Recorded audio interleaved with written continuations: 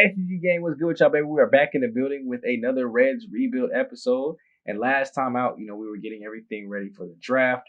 And that big moment has finally passed. We got our first draft class in. I'm ready and really excited to see what some of them top level draft picks can do on to the next round. But now the next big focus is All-Star Weekend. Seeing if we at least have any All-Stars in year one. Why not?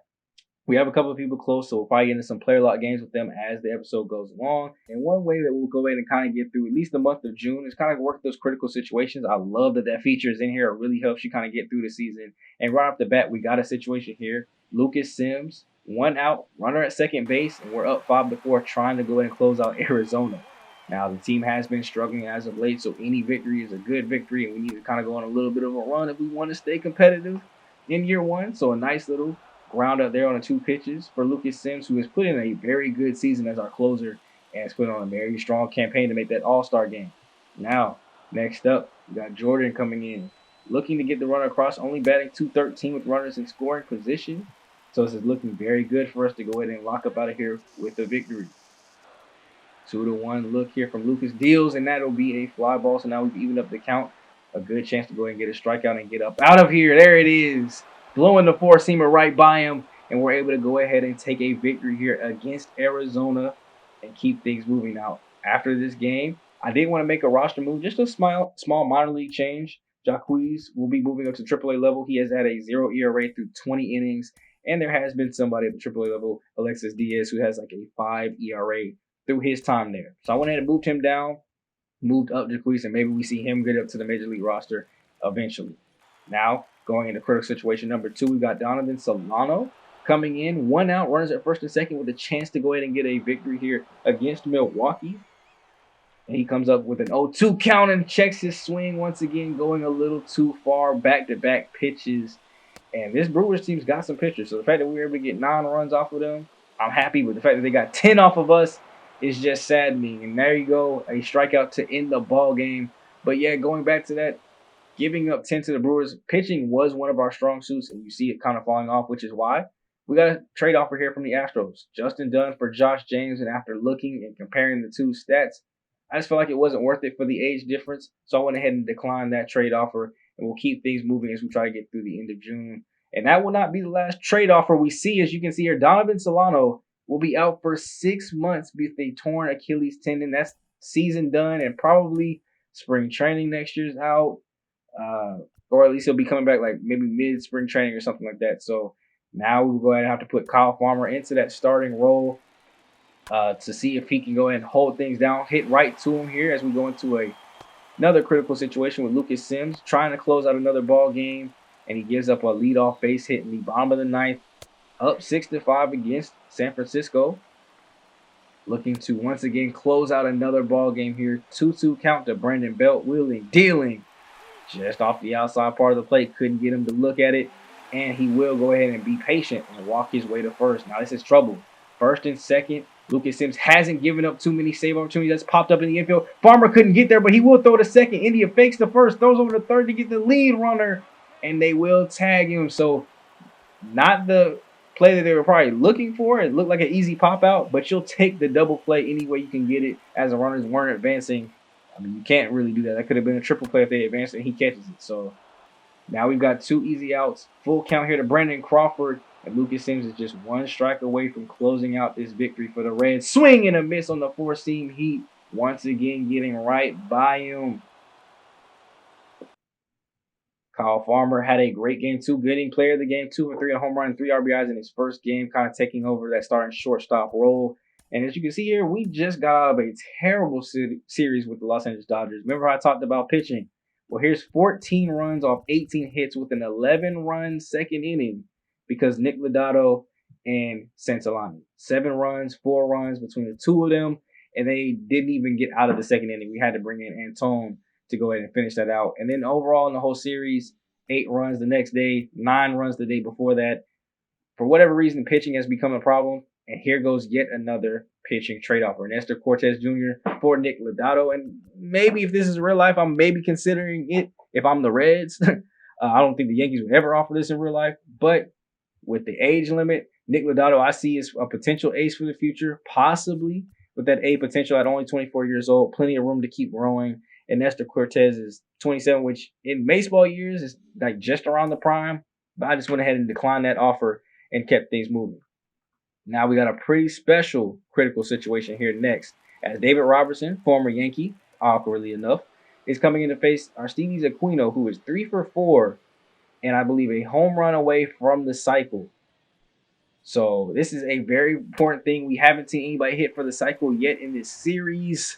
So can Aquino be the first one? And what way would it be then to let Aquino do it? I mean, he's somebody I said I wanted to build around.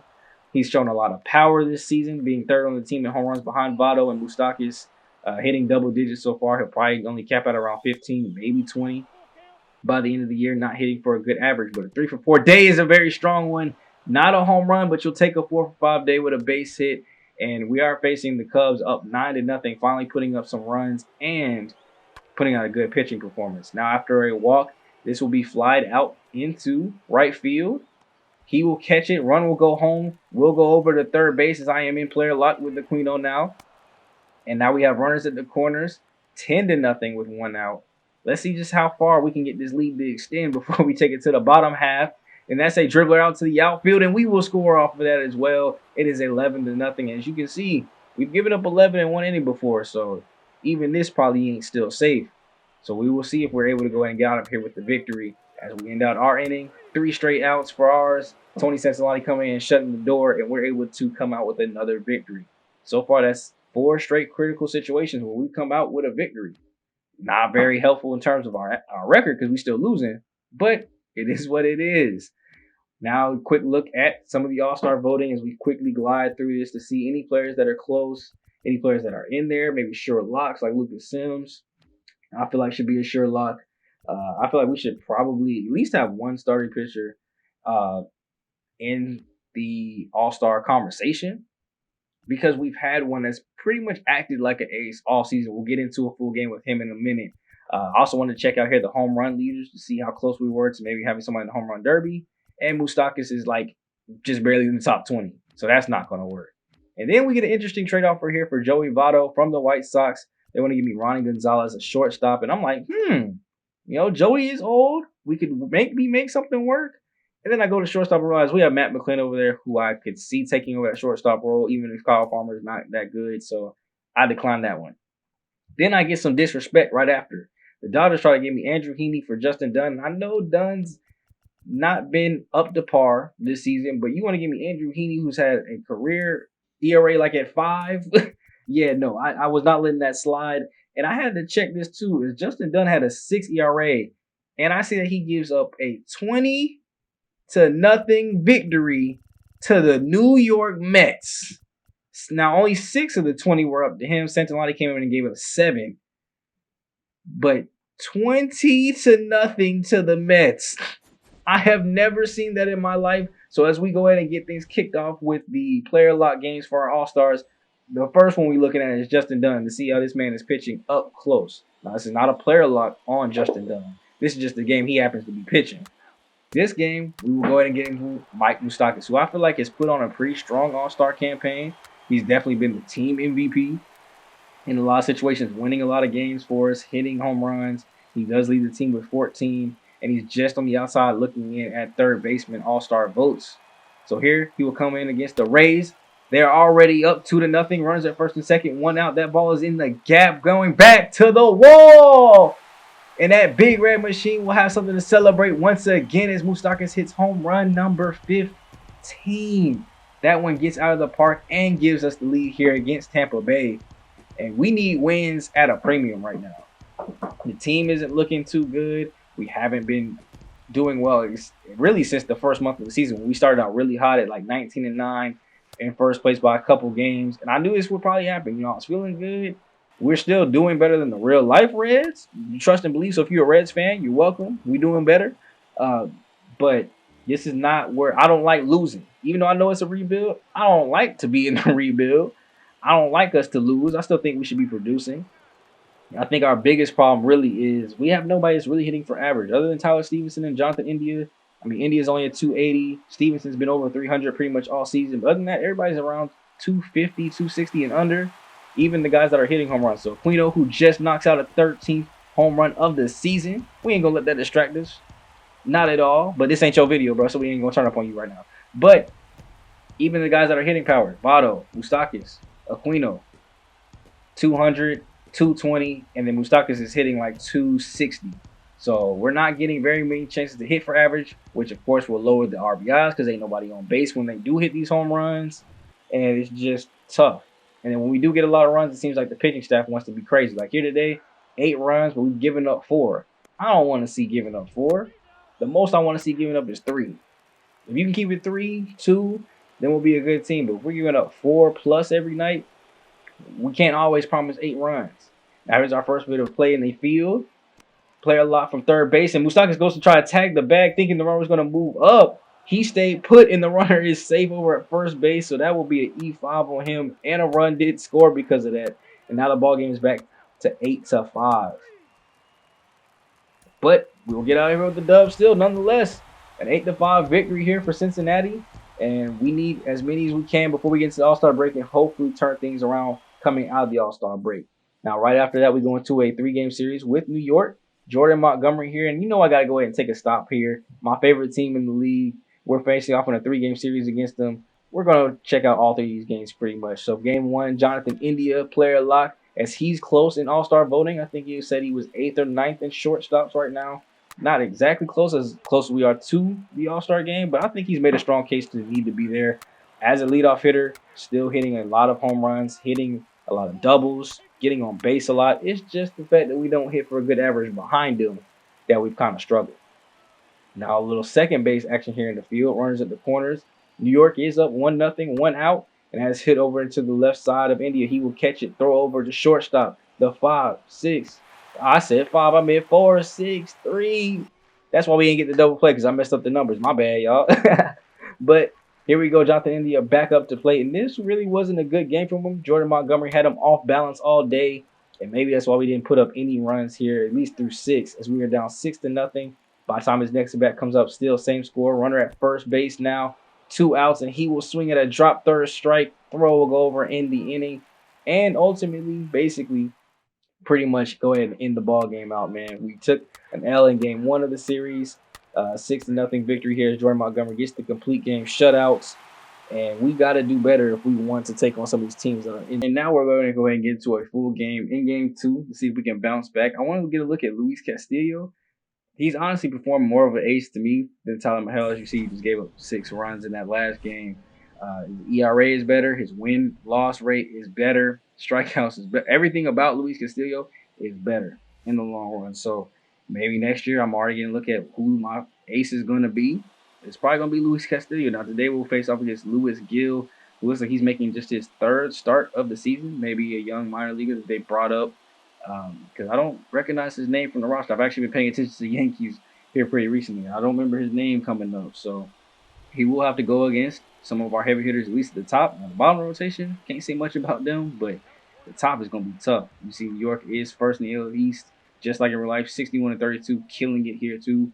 So Jonathan India looking to do something from his leadoff role, and he will go ahead and have to take pitch number 2 right off the side of the cheek.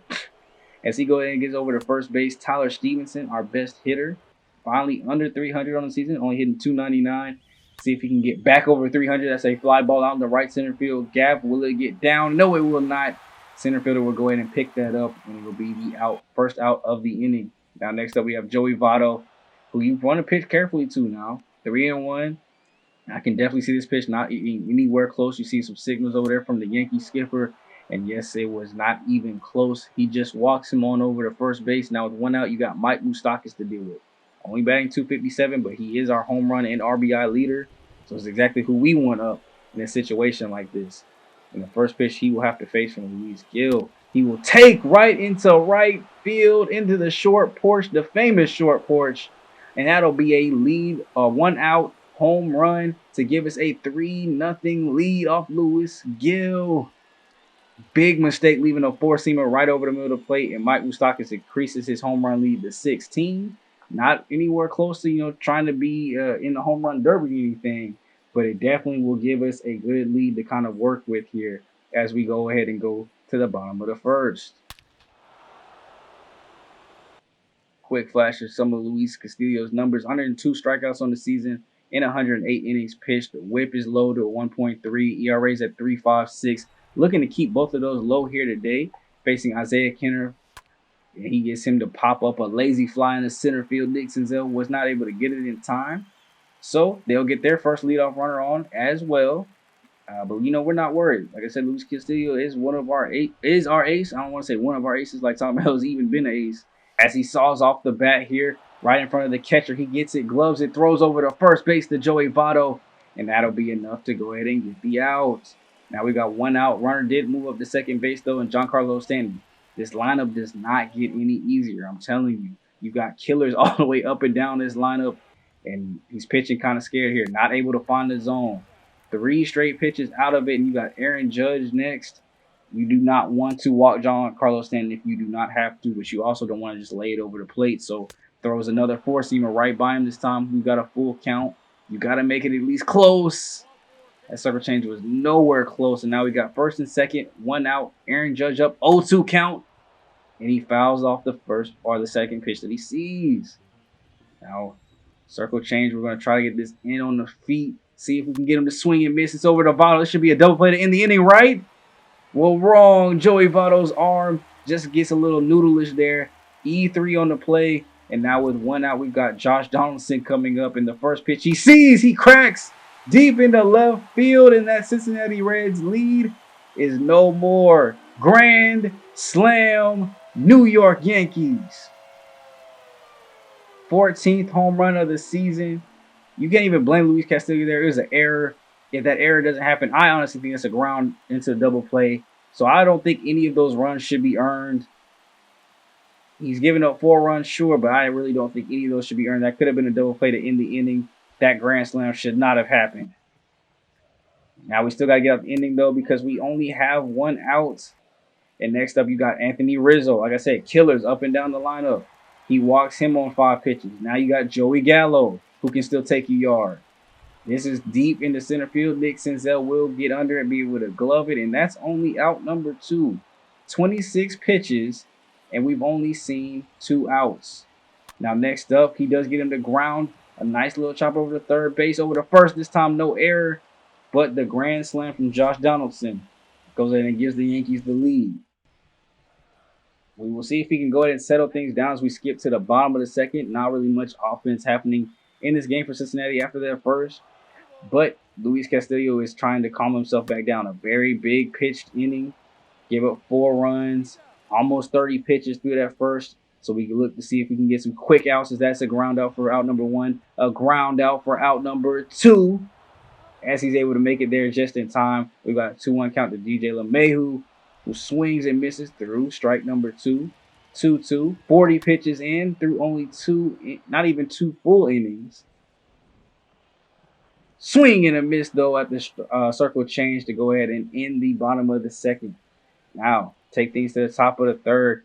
Can we get some offense moving? It's Jonathan India once again getting on base. 2 at-bats. 2 times as the leadoff base runner. He's taking this one to second base. Throw will come in and not be in time. It's a leadoff double to start off the top of the third. Jonathan India is showing why I think he deserves his all-star candidacy.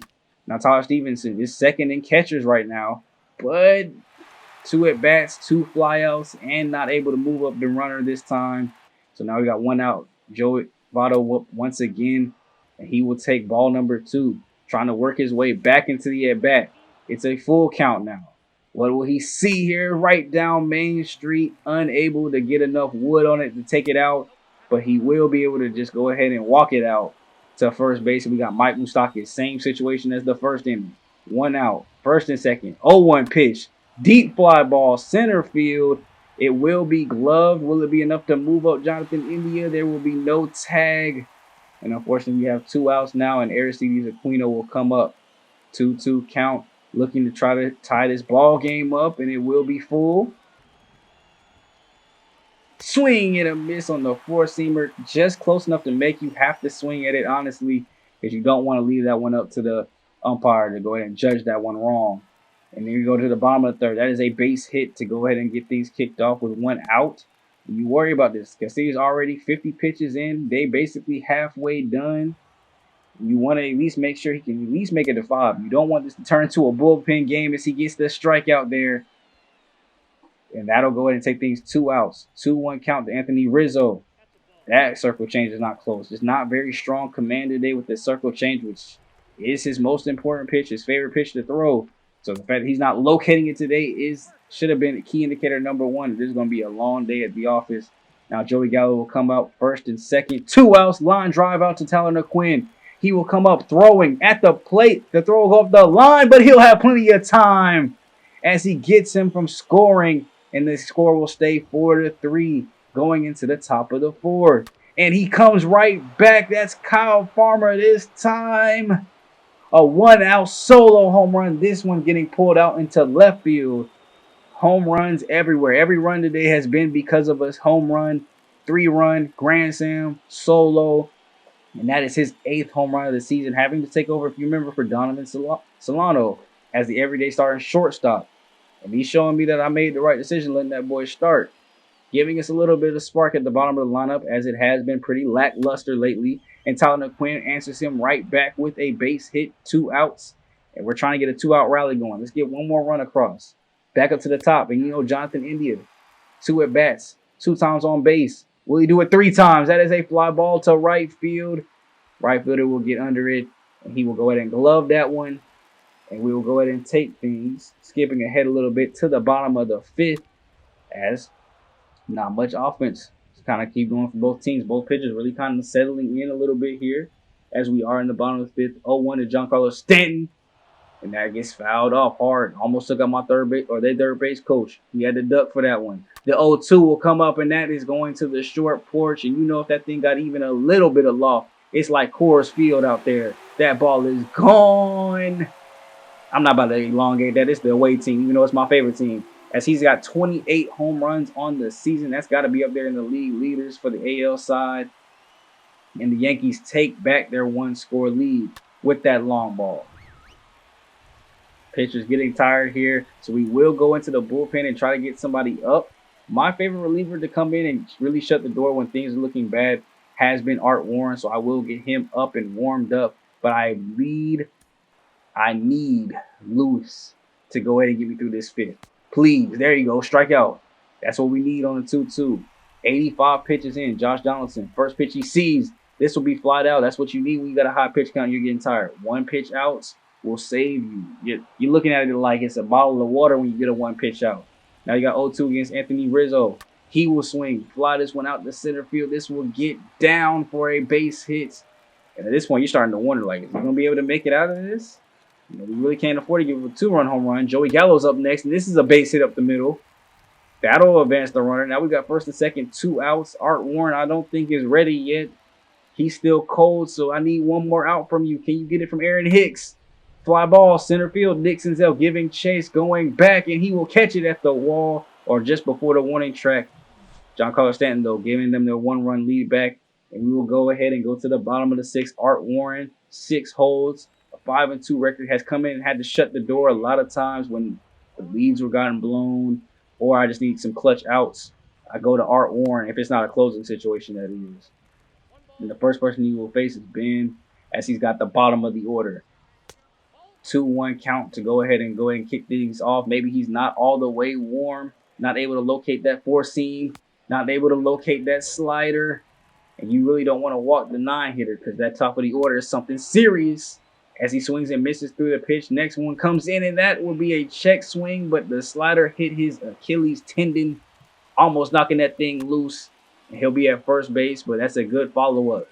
1 pitch pop out, and we're right back into a comfortable situation. DJ LeMahieu next. 1-0 count, swing and misses at the slider. Swing and grounds the slider over to second. That'll go over to first. And that is a double play. Getting right out of the inning when I tell you. When I need clutch outs, we go to Art Warren. Now we'll go to the top of the 7th. Looking to try to get some offense, but the bats are still running cold. Tommy Pham getting a ground out there. Next up, Tyler McQueen. 1 out. First pitch he sees. Flies it out to left field. It's going back to the wall, giving chase, but he will catch it before the warning track as well. And Jonathan coming in relief. Able to go ahead and get 1, 2, And now he's looking for the third out. That's a liner right to third base. DJ LeMahieu able to get that one. And he will go ahead and shut the door. Back to the Art Warren show. 2-2 count. Swing and a miss by Giancarlo Stanton. That's strikeout number 1. Next up, we got Aaron Judge. 2-2 count as well. Swing and a miss. Almost the same way. That slider is devious. It's dangerous. It's lethal. 1-1 Josh Donaldson. He swings and misses at it. Looking crazy stupid. And now we've got a 1-2. 2 outs. Really relying heavily on that slider to try to get him out of this ball game. But when in doubt, you got to try the four-seamer. He's able to glove it. He's getting tired. The slider's not working. The four-seam's not working. He's just fouling off everything except for the ball that's way too far out the zone. 3 strikeouts. They're in the bottom of the 7th. And we're going to the top of the 8th now. 1 out. Joey Vado is up. 3-1 count. And he will walk. Yet again, 3 walks on the day. They are really not trying to pitch to Joey Vado. We get a pinch runner in, Jake Fraley, just in case we need a little bit more speed. So Mike Moustakas will come up, and he's done a pretty good job of hitting and moving people over, except for when he faces Aroldis Chapman. Now we got Aristides Aquino, 2-2 count after swinging and missing at that high heat from Chapman. You know he's going to come in triple digits, 99, 103, somewhere in that range. Swing and a miss at the splitter in the dirt. Throw will go over, and that'll end the top of the 8th. We got to get some offense back or this game's going to be over. They bring in Chad Green, 27 out of 30 save opportunities. And the first person he sees is Nick Senzel flying right out to the left field. And that'll not be what you want to start off the inning. But we're only 1 run behind. All we need is get somebody on. Kyle Farmer up next. First pitch he sees, he takes it. He doesn't really work with it. And the umpire works with him, giving him 2 straight really good ball counts there. And then he gets hit in his shoulder. Shoulder blades burning, everything steaming. And now we got to run our first Tommy Pham. If we can just get back to the top of the lineup, but he hits it over to the third, and he misses the throw. It goes into the outfield, and we will get the runner all the way over to third base. Now it'll be 1 out. Runners at the corners on the E5. Thank you, DJ. We needed that. Tyler Mcqueen up next. In the first pitch he sees, he lines out the right field. That'll be deep. Is it deep enough to score the run? He will tag the play at the plate. This is for the game. And he's tagged out. No. New York takes the 2-0 series lead. They'll at least win the series. I really thought we had it. We had to try to go for it. I mean, you got to leave it out there all on the field. And we definitely did. Luis Castillo, I had to come check. They ended up giving him 4 of the earned runs. I think he should only have 1, the solo home run given to Giancarlo Stanton in the 4th or all the way in the 5th. But what do I know? Maybe y'all can let me know down below why the other ones were earned. I feel like the error, if it didn't happen, would have been a double play. We would have been out the inning. No 4 runs, but it is what it is. We'll go into one more critical situation since our top earner, Lucas Sims, I feel like we ain't seen enough of him. As we go into game 3 here, you can't really player lock a reliever because you never know when they're going to come in. So this is the best I could do. I was thankful to get the critical situations. We get a strikeout there to get out number 2. Runner at second. We're up 2-1, trying to at least take 1 game in the series. And we'll get him to swing through the first pitch. Aaron Judge swinging and missing through the slur. 1 more pitch to go, and he swings and misses at the slider. He cannot touch anything with an S in it. And we go ahead and take at least 1 game here. 2-1. Held the runs to a premium. We got just enough runs to go back on our side. And at least we're walking out of this without getting swept. Good job, Lucas Sims. He's probably going to be in the All-Star game for sure. And as we go in and end things here for the episode, I did forget that there's the All-Star Future Game. Now, I don't know who we have in it. It says that we have some people in it. So we will get into that in the next episode, man. The AL Futures versus NL Futures. See who we have that's actually in that game. And in the next episode as well. As you can see here, the standings. We are now 3rd in the division. 10 games back in the wild card behind the Brewers, and it's a long road to try to get back competitive. So I don't know if we'll be able to do it. We're looking at like one of the bottom teams in the league. But next time out, we will get at least a little short pause, intermission on the division races in the season because we got 5 things really to get through. The Futures game, all the All-Star games, and the Home Run Derby. We will get through all that in the next episode and maybe even go ahead and get through the end of July. But go ahead and hit a like for the video, man. Comment down below if you guys are enjoying, and if you guys have loved the series and want to see more of it come out a lot faster, let me know so I can go ahead and bring it back to you guys and let me know what you guys are excited for. I'm really excited for the first offseason when we go and get some free agents. So maybe the season will last probably 2 or 3 more episodes, and we'll go ahead and be in the off season and be ready for year 2, which is when the real hardcore playoff race will go ahead and actually begin. And we look to go ahead and try to be one of the top teams in this division. Got to overtake St. Louis. Got to overtake Milwaukee. It's going to start with getting them ERAs down and getting some hitters that can hit for good averages as well as pop. So I'll catch you guys in the next video, man. It's been your boy SGG, and I'm out.